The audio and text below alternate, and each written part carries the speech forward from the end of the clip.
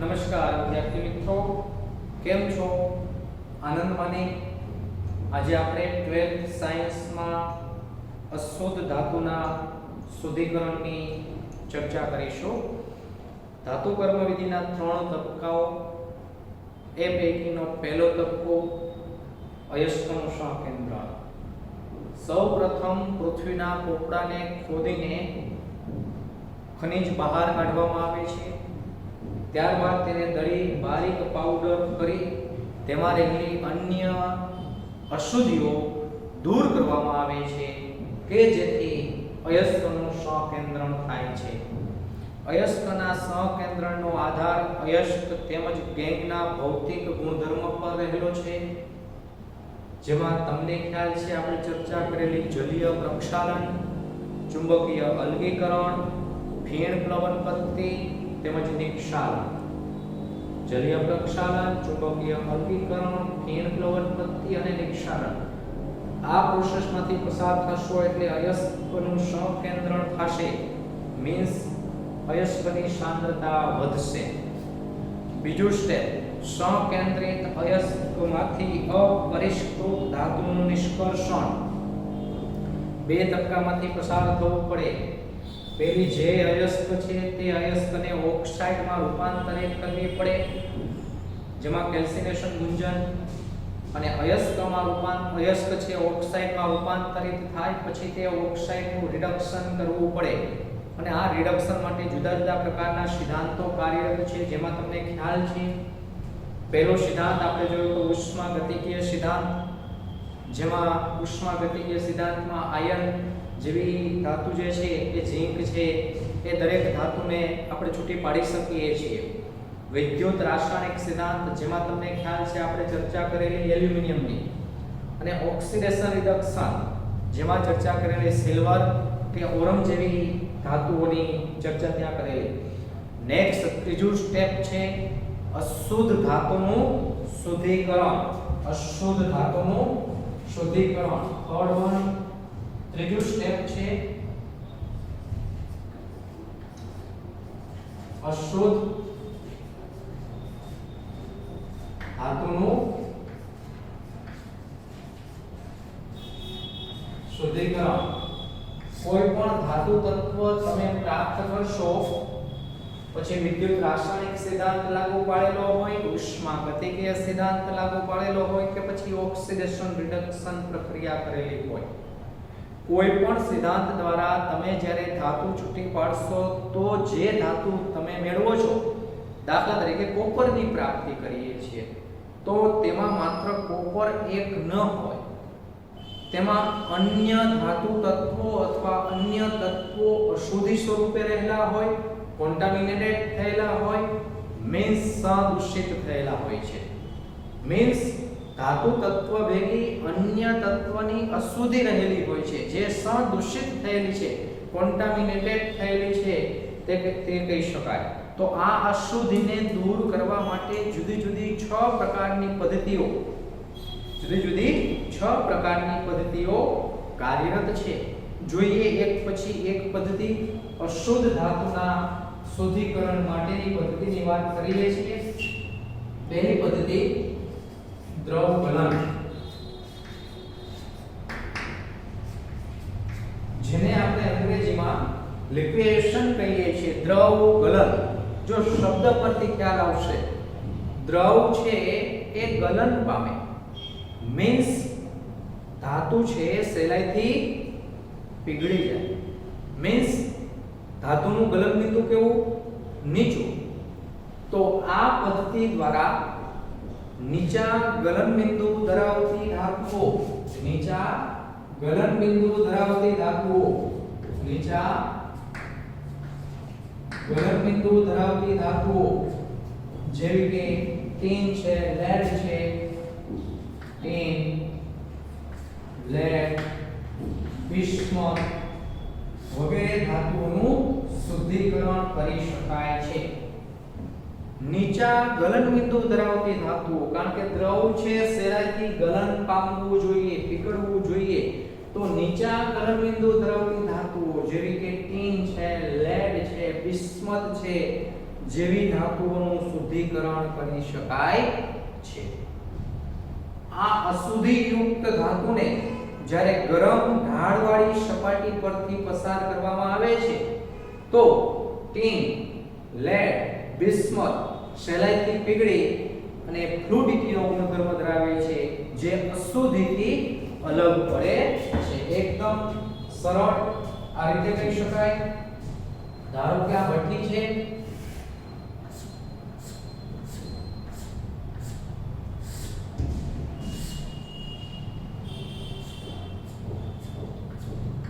Fire કરે છે, અગ્નિરોધક ઈંટોની બનેલી ભઠ્ઠી છે। ભઠ્ઠીના ઉપરના ભાગમાંથી ગરમ ઢાળવાળી સપાટી આ ગરમ ઢાળવાળી સપાટી છે। ભઠ્ઠીના અંદરના ભાગમાં યોગ્ય તાપમાન ગોઠવેલું હોય, દર ગરમ કરવામાં આવે તો આ ધાતુની પ્લેટ હોય, એવી પ્લેટ કે જેનું ગલન બિંદુ ઊંચું હોય એવી ધાતુની પ્લેટ, અને ઉપરના ભાગમાંથી અશુદ્ધ ધાતુ રેડવામાં આવે છે। અશુદ્ધ ધાતુ અહીંયા ગરમ પ્લેટ પર પડે છે, પરિણામે ટીન, લેડ કે બિસ્મથ કે જેના ગલન બિંદુઓ નીચા છે એ સહેલાઈથી પીગળી જશે અને પ્રવાહી અવસ્થામાં આવીને ઝડપથી આગળ વધશે અને પરિણામે અન્ય તત્વો કરતા આ પ્રમાણે ટીન, લેડ કે બિસ્મથ જેવી ધાતુઓને અન્ય અશુદ્ધિઓથી દૂર કરી શકાય છે। તો આ પ્રકારની પદ્ધતિને કહેવામાં આવે છે દ્રવ ગલન। ફરીથી નીચા ગલન બિંદુ ધરાવતી ધાતુઓ જેવી કે ટીન, લેડ કે બિસ્મથ જેવી ધાતુઓને ગરમ ઢાળવાળી સપાટી પરથી પસાર કરવામાં આવે છે અને પરિણામે નીચા ગલન બિંદુ ધરાવતી ધાતુઓને અશુદ્ધિમાંથી સહેલાઈથી દૂર કરી શકાય છે।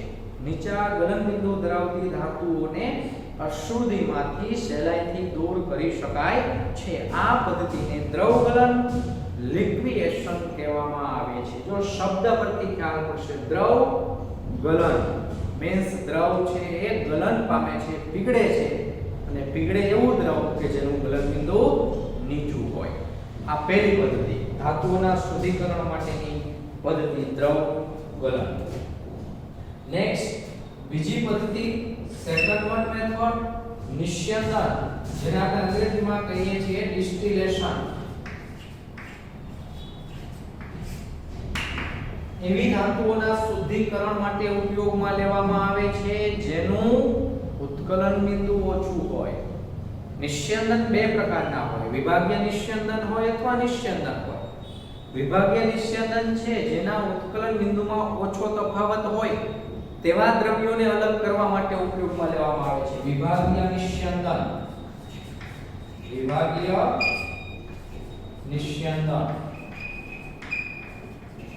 એને આપણે ફ્રેક્શનલ ડિસ્ટિલેશન કહીએ છીએ। ઉત્કલન બિંદુમાં તફાવત ઓછો, ઉત્કલન બિંદુમાં તફાવત ઓછો।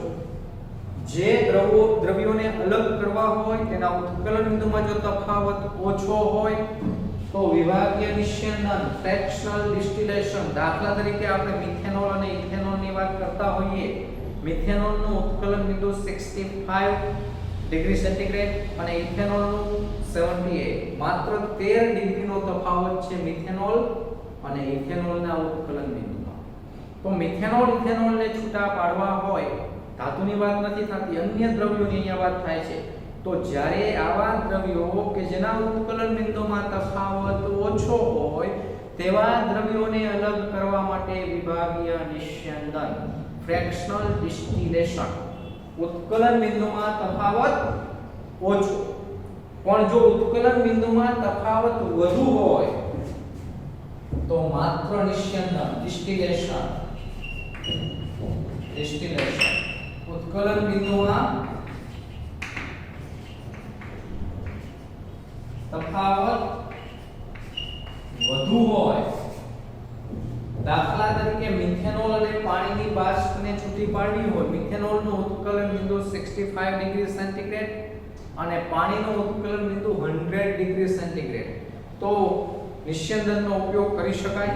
જેના ઉત્કલન બિંદુમાં તફાવત ઓછો હોય ત્યાં વિભાગીય નિસ્યંદન, તફાવત વધુ હોય ત્યાં નિસ્યંદન. આપણે અહીંયા નિસ્યંદનની વાત કરીએ છીએ. ડિસ્ટિલેશન, નિસ્યંદન. ડિસ્ટિલેશન છે નીચા ઉત્કલન બિંદુ ધરાવતી ધાતુઓ માટે ઉપયોગમાં લેવામાં આવે છે. નીચા ઉત્કલન, જેમ અહીંયા નીચું ગલન બિંદુ, એ જ રીતે અહીંયા નીચા ઉત્કલન બિંદુ ધરાવતી ધાતુઓ, નીચી ઉત્કલન બિંદુ ધરાવતી ધાતુઓ જેવી કે ઝિંક છે, કેડમિયમ છે, મર્ક્યુરી છે, આ દરેક તત્વોનું શુદ્ધિકરણ ડિસ્ટિલેશન એટલે કે નિસ્યંદન પદ્ધતિથી કરવામાં આવે છે. આ ત્રણેય તત્વો એક જ સમૂહના તત્વો છે.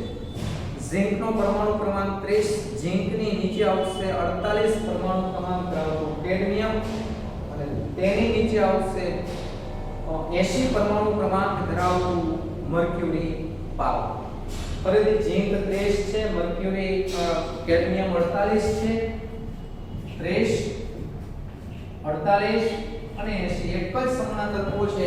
તો આ તત્વોને જ્યારે અશુદ્ધિમાંથી અલગ કરવા હોય તો તેનું ડિસ્ટિલેશન કરવામાં આવે છે. અને તમને ખ્યાલ છે આ દરેક ધાતુ તત્વો એ બાષ્પશીલ સ્વરૂપે પ્રાપ્ત થાય છે. બાષ્પશીલ સ્વરૂપે પ્રાપ્ત થાય છે, મીન્સ બાષ્પ સ્વરૂપે પ્રાપ્ત થાય છે, જેના નીચા તાપમાને ક્ષારણ કરી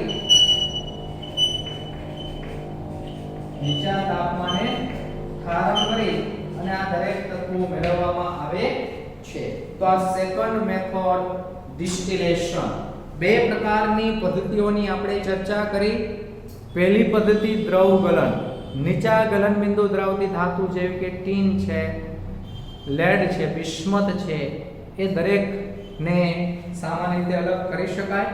અને બીજી પદ્ધતિ જે છે નિસ્યંદન, ડિસ્ટિલેશન, જેમાં નીચા ઉત્કલન બિંદુ ધરાવતી ધાતુઓ જેવી કે ઝિંક, કેડમિયમ અને મર્ક્યુરી જેવી ધાતુઓને અલગ કરી શકાય, શુદ્ધિકરણ કરી શકાય.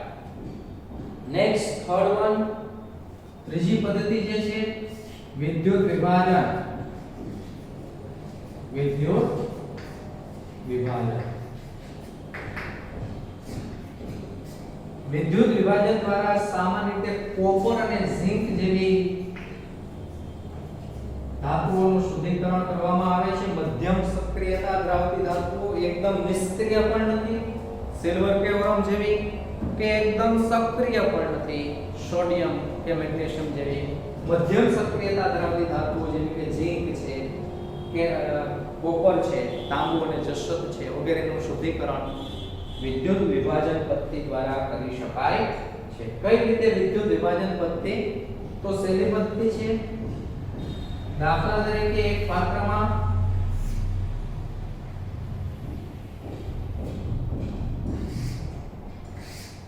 પાત્રમાં વિદ્યુત વિભાજ્યનું દ્રાવણ લેવામાં આવે છે. વિદ્યુત વિભાજ્યનું દ્રાવણ, ઇલેક્ટ્રોલાઇટ લેવામાં આવે છે. દાખલા તરીકે કોપરનું શુદ્ધિકરણ કરવું હોય તો કોપરના ક્ષારનું દ્રાવણ, અને ઝિંકનું શુદ્ધિકરણ કરવું હોય તો ઝિંકના ક્ષારનું દ્રાવણ, ઝિંક સલ્ફેટનું દ્રાવણ, કોપર સલ્ફેટનું દ્રાવણ, કોપર નાઇટ્રેટનું દ્રાવણ કે ઝિંક નાઇટ્રેટનું દ્રાવણ લેવામાં આવે છે. નેક્સ્ટ, બે પ્રકારની વિદ્યુત ધ્રુવો. આ કોઈ એક વિદ્યુત ધ્રુવ છે.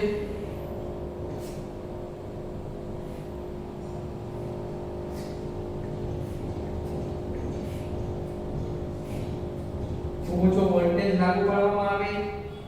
આ બીજો વિદ્યુત ધ્રુવ છે. સામાન્ય રીતે એક ગ્લાસ રોડ હોય,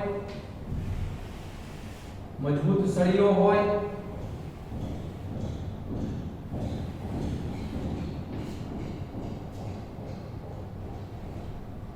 આ એનોડ છે અને આ કેથોડ છે. એનોડ પર ધન ભાર છે, કેથોડ પર ઋણ ભાર છે.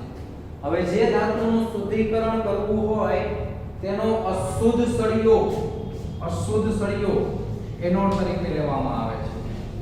આ અશુદ્ધ કોપર છે જેનું શુદ્ધિકરણ કરવું હોય એ અશુદ્ધ સળિયો એનોડ તરીકે લેવામાં આવે છે. અને નેક્સ્ટ, આ શુદ્ધ કોપર છે એ કેથોડ તરીકે લેવામાં આવે છે. અને જે ધાતુનું શુદ્ધિકરણ થતું હોય તેનું જ દ્રાવણ, દાખલા તરીકે કોપરનું શુદ્ધિકરણ થાય છે તો કોપર સલ્ફેટનું દ્રાવણ પાત્રમાં ભરવામાં આવે છે. તમને ખ્યાલ છે કોપર સલ્ફેટના દ્રાવણમાં કોપર +2 આયન હોય અને સલ્ફેટ -2 આયન હાજર હોય છે.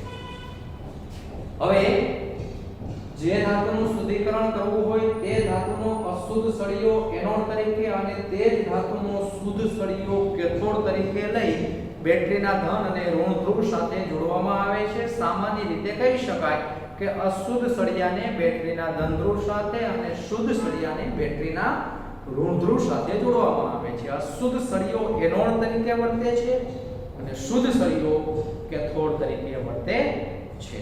તો સિમ્પલ એનોડ અને કેથોડ પર થતી પ્રક્રિયાઓ લખવી હોય, એનોડ ધ્રુવ પર થતી પ્રક્રિયા, એનોડ પર ઓક્સિડેશન થશે, એનોડ પર ઓક્સિડેશન થશે. જે મેટલ છે, મેટલ એનું ઓક્સિડેશન થઈને M+N આયન બને છે અને આ N ઇલેક્ટ્રોન મુક્ત થાય છે.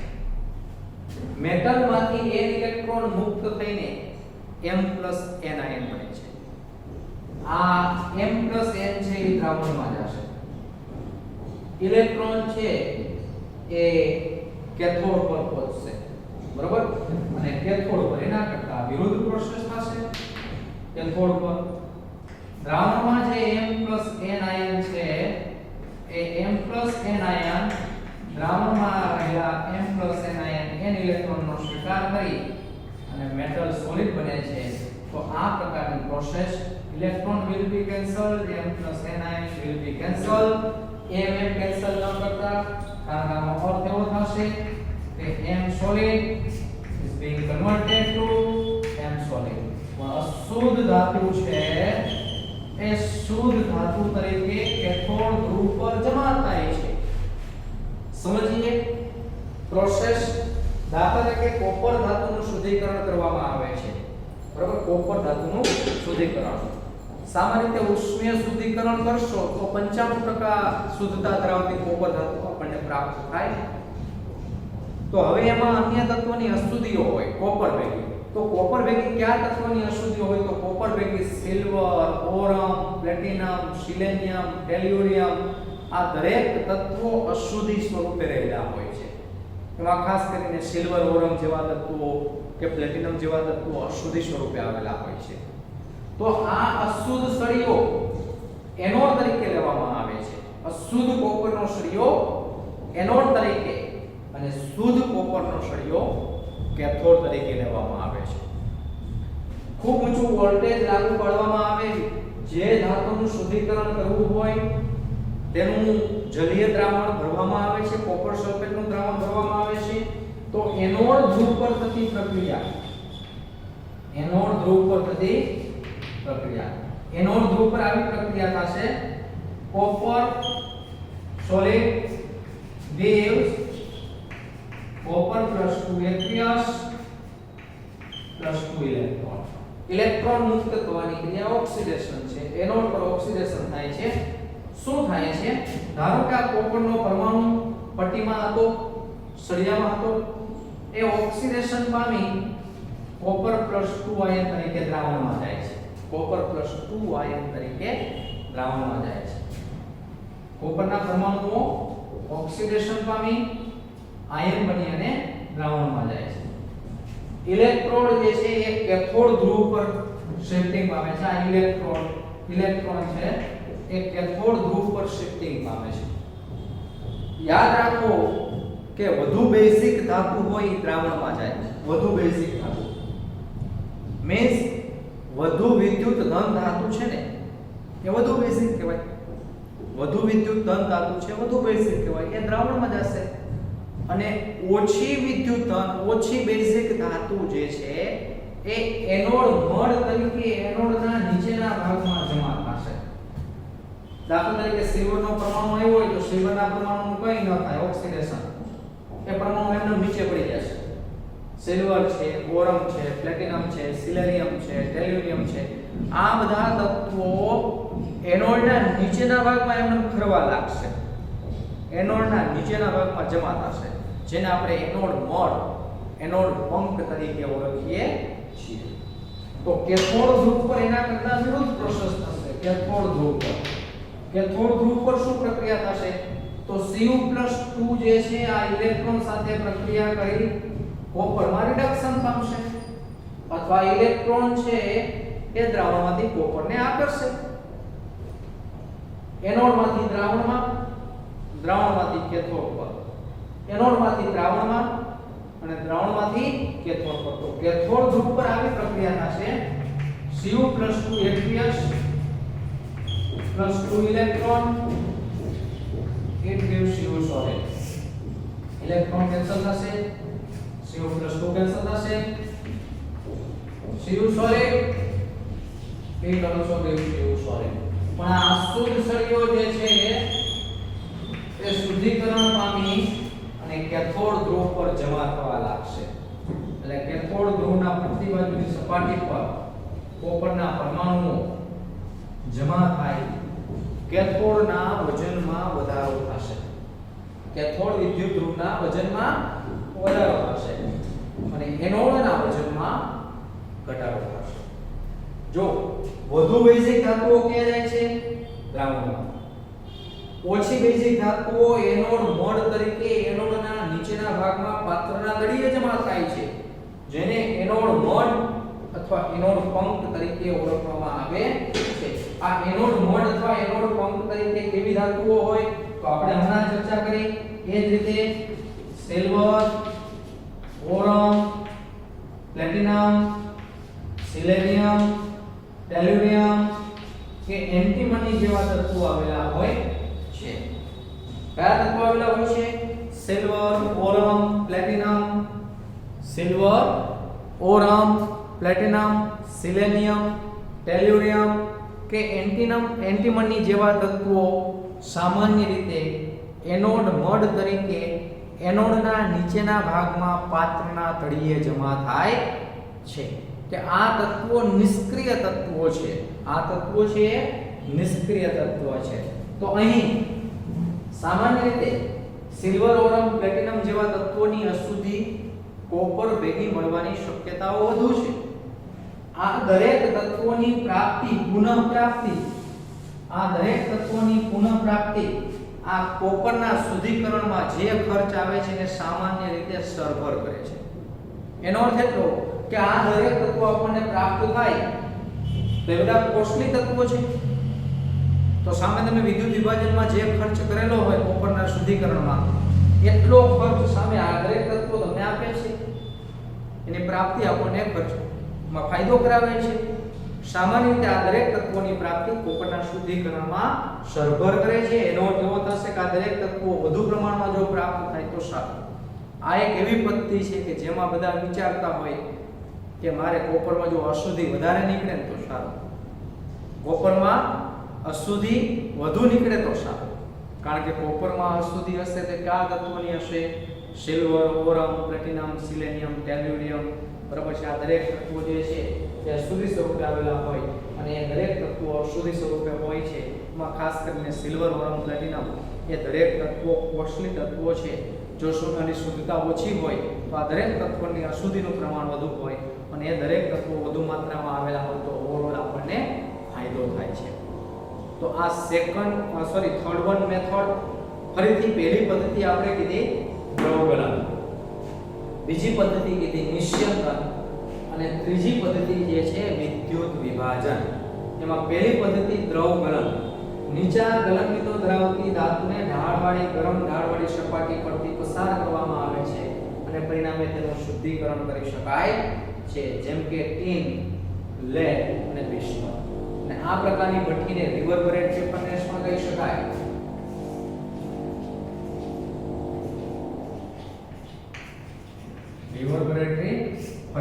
રિવર્બરેટરી ફર્નેસમાં એને ગરમ કરવામાં આવે છે. નેક્સ્ટ નિસ્યંદન.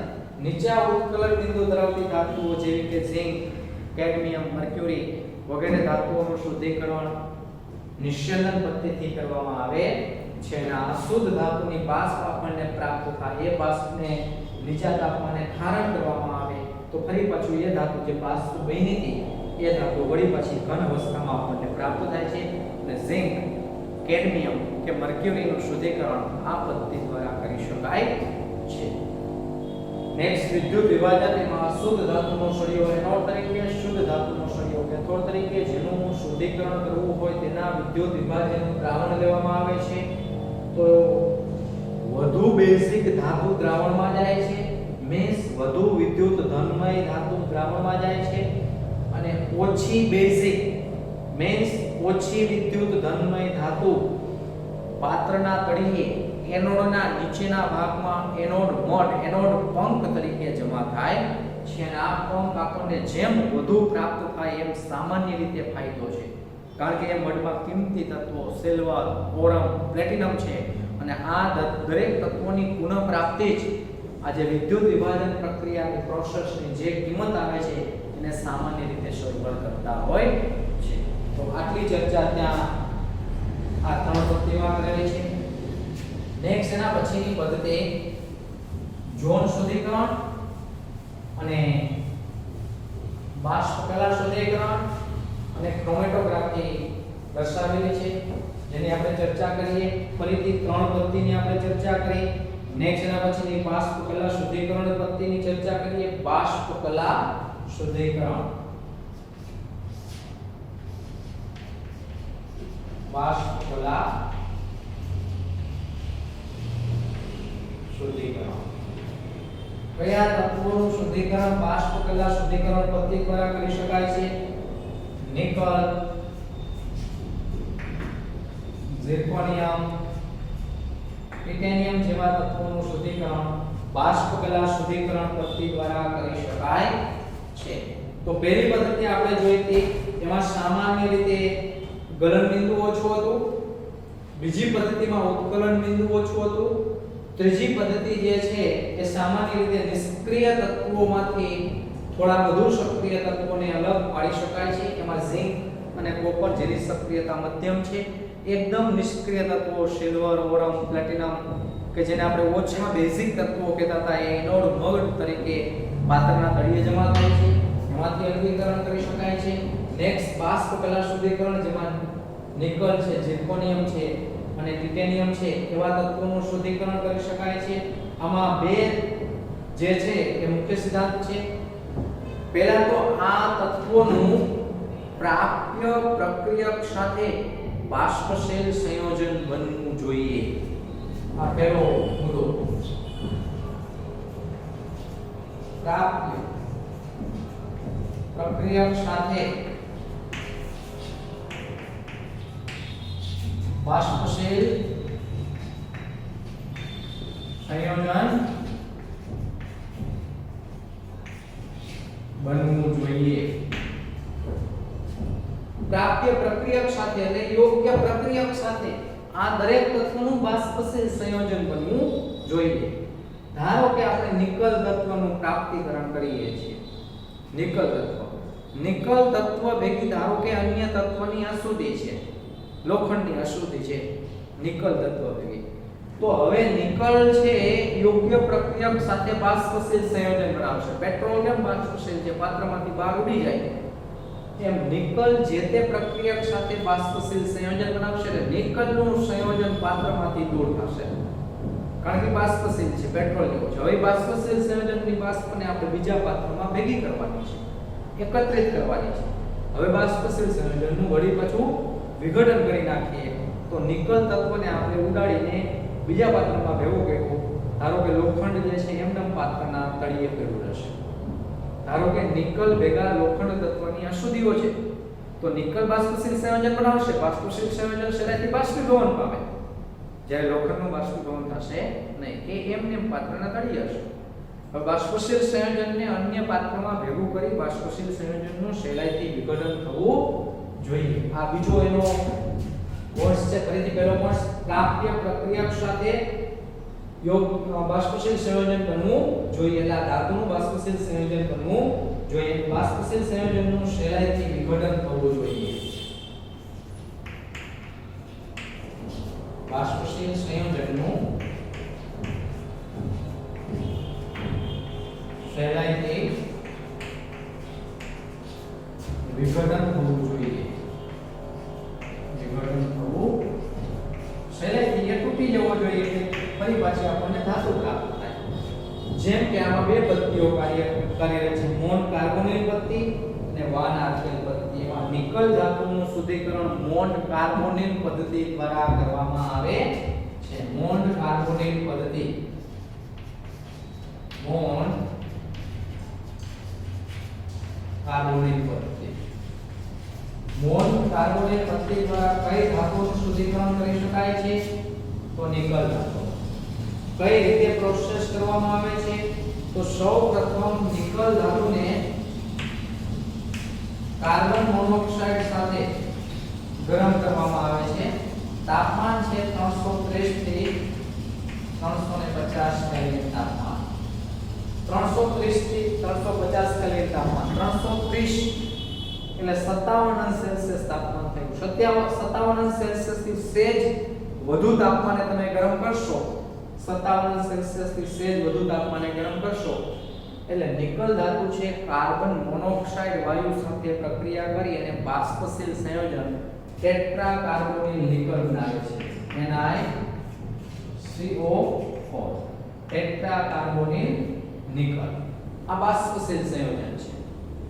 ધારો કે લોખંડ છે, લોખંડ ભેગું નિકલ તત્વ આવેલું છે, તો લોખંડ અને નિકલને કાર્બન મોનોક્સાઇડ સાથે નિકલ ધાતુ જે મિશ્રણ છે નિકલ અને લોખંડ ધાતુનું, એના પરથી ગરમ કાર્બન મોનોક્સાઇડ વાયુની વરાળને બાષ્પને પસાર કરવામાં આવે છે. એટલે નિકલના જે કણો છે એ કાર્બન મોનોક્સાઇડ સાથે પ્રક્રિયા કરીને ટેટ્રા કાર્બોનિલ નિકલ બાષ્પશીલ સંયોજન બનાવશે. એટલે એ બાષ્પ અલગ થઈ જશે. લોખંડના કણો એમના પાત્રના તળિયે પડ્યા રહેશે.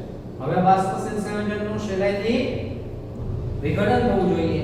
હવે એ જે બાષ્પશીલ સંયોજન તમે બીજા પાત્રમાં ભેગું કરેલું છે ટેટ્રા કાર્બોનિલ નિકલ, એનું સહેલાઈથી આપણે વિઘટન કરવાનું છે.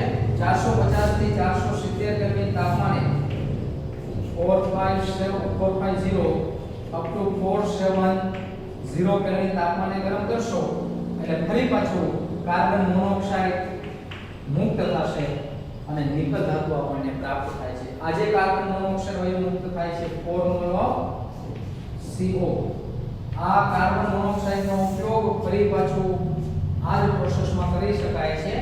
આ પદ્ધતિને કહેવામાં આવે છે મોન કાર્બોનિલ પદ્ધતિ. ફરીથી મોન કાર્બોનિલ પદ્ધતિ કયા ધાતુના શુદ્ધિકરણ માટે ઉપયોગિતા ધરાવે છે? તો મોન કાર્બોનિલ પદ્ધતિ નિકલ ધાતુના શુદ્ધિકરણ માટે ઉપયોગિતા ધરાવે છે. સૌપ્રથમ નિકલ ધાતુની કાર્બન મોનોક્સાઇડ વાયુ સાથેની 330 થી 350 કેલ્વિન તાપમાને પ્રક્રિયા થતા બાષ્પશીલ ટેટ્રા કાર્બોનિલ નિકલ બને છે, જેને 450 થી 470 કેલ્વિન તાપમાને ગરમ કરતા કાર્બન મોનોક્સાઇડ વાયુ મુક્ત થઈને શુદ્ધ નિકલ ધાતુ મેળવી શકાય છે. આ મોન કાર્બોનિલ પદ્ધતિ અને આ જ પ્રકારે વાન આર્કેલ પદ્ધતિ, વાન આર્કેલ પદ્ધતિ. વાન આર્કેલ પદ્ધતિ દ્વારા કઈ ધાતુનું શુદ્ધિકરણ કરી શકાય છે? તો ઝિર્કોનિયમ, ટિટેનિયમ. ધારો કે આ તત્વો ભેગા ઓક્સિજન કે નાઇટ્રોજનની અશુદ્ધિ રહેલી હોય તો સહેલાઈથી નાઇટ્રોજન ઓક્સિજનની અશુદ્ધિને દૂર કરી શકીએ છીએ. કઈ રીતે પ્રોસેસ કરવામાં આવે છે? સેમ વે આ જ રીતે કે પ્રક્રિયક સાથે બાષ્પશીલ સંયોજન બનવું જોઈએ અને બાષ્પશીલ સંયોજનનું પછી સહેલાઈથી વિઘટન થવું જોઈએ. પહેલા તબક્કામાં બાષ્પશીલ સંયોજન બને છે.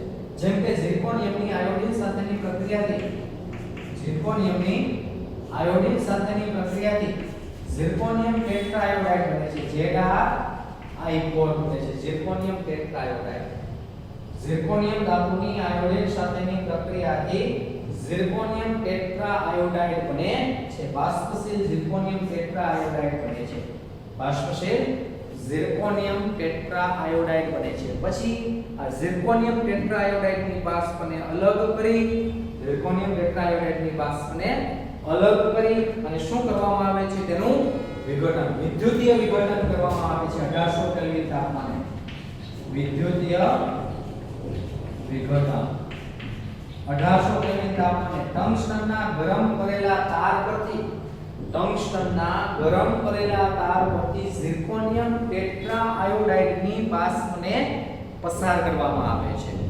ઝિર્કોનિયમ ટેટ્રા આયોડાઇડની બાષ્પને પસાર કરવામાં આવે છે એટલે ઝિર્કોનિયમ ટેટ્રા આયોડાઇડનું વિઘટન થઈ જાય છે. ઝિર્કોનિયમ ધાતુ અને આયોડિન આપણને પ્રાપ્ત થાય છે. ઝિર્કોનિયમ ધાતુ અને આયોડિન આપણને પ્રાપ્ત થાય છે. પણ આ આયોડિનનો ફરી પાછો ઉપયોગ સેમે આગળની પ્રોસેસમાં તે કરી શકાય છે.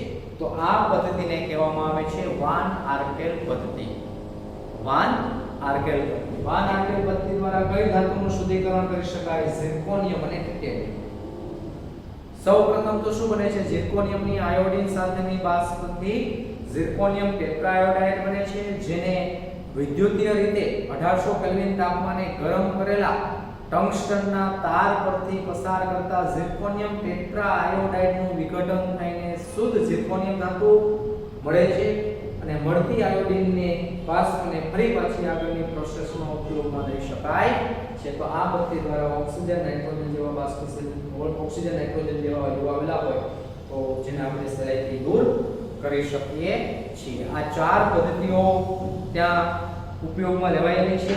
ફરીથી પહેલી પદ્ધતિ દ્રવગલન લિક્વિએશન, બીજી પદ્ધતિ નિસ્યંદન ડિસ્ટિલેશન, બીજી પદ્ધતિ જે છે વિદ્યુત વિભાજન ઇલેક્ટ્રોલિસિસ, ચોથી પદ્ધતિ જે છે એ બાષ્પ કલા શુદ્ધિકરણ વેપર ફેઝ જે પ્યુરિફિકેશન, પાંચમી પદ્ધતિ છે ઝોન શુદ્ધિકરણ ઝોન રિફાઇનિંગ, અને છઠ્ઠી પદ્ધતિ જે છે એ ક્રોમેટોગ્રાફી પદ્ધતિ ક્રોમેટોગ્રાફી સેપરેશન. તો આટલી પદ્ધતિઓની આપણે ત્યાં ચર્ચા કરવાની છે. બાકી રહેલી બે પદ્ધતિ, કઈ બે પદ્ધતિ બાકી છે? તો પાંચમી પદ્ધતિ એટલે ઝોન શુદ્ધિકરણ ઝોન રિફાઇનિંગ બાકી છે. નેક્સ્ટ એના પછીની છઠ્ઠી પદ્ધતિ ક્રોમેટોગ્રાફી સેપરેશન. આ બે પદ્ધતિઓની આપણે આવતા લેક્ચરમાં ચર્ચા કરીશું. તો અહીંયા આપણે ચાર પદ્ધતિ જોઈ છે. ફરીથી એક વખત બાષ્પ કલા શુદ્ધિકરણ, નેક્સ્ટ વિદ્યુત વિભાજન, નેક્સ્ટ ડિસ્ટિલેશન એટલે કે નિસ્યંદન, અને એના પહેલાની પદ્ધતિ લિક્વિએશન દ્રવ ગલન અહીં સુધી રાખીએ છીએ.